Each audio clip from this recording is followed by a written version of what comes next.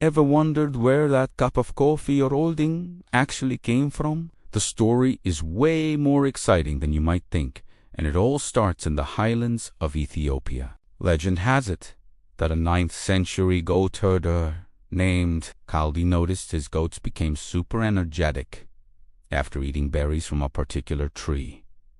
They were literally dancing. Kaldi tried the berries himself and felt a similar jolt of energy. He took his discovery to a local monastery, where the monks were initially skeptical and threw the berries into a fire. But then a wonderful aroma filled the air. They raked the roasted beans from the embers, ground them up, and dissolved them in hot water. And just like that, the world's first cup of coffee was brewed. They found it helped them stay awake during long evening prayers. From Ethiopia, the love for coffee beans spread across the Red Sea to the Arabian Peninsula, especially to Yemen. By the 15th century, coffee was being cultivated there, and coffee houses, known as kavakane, started popping up in cities like Mecca and Damascus. These places became bustling centers for socializing, listening to music, playing chess,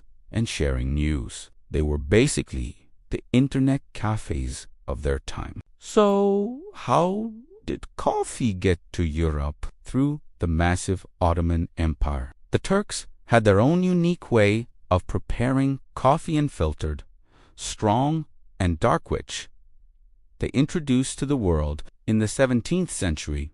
Venetian merchants, who had extensive trade routes with the Ottomans, brought coffee back to Italy. At first, it was met with suspicion, even being called the bitter invention of Satan.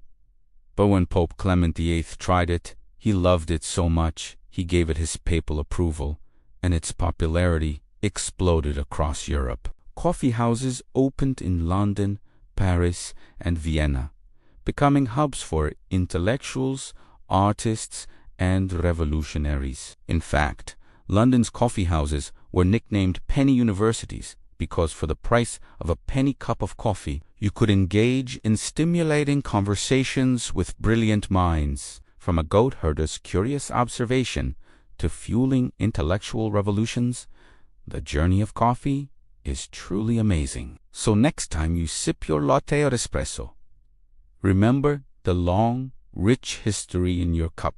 Thanks for watching. If you found this story fascinating, give us a like and hit that subscribe button for more amazing histories. See you next time.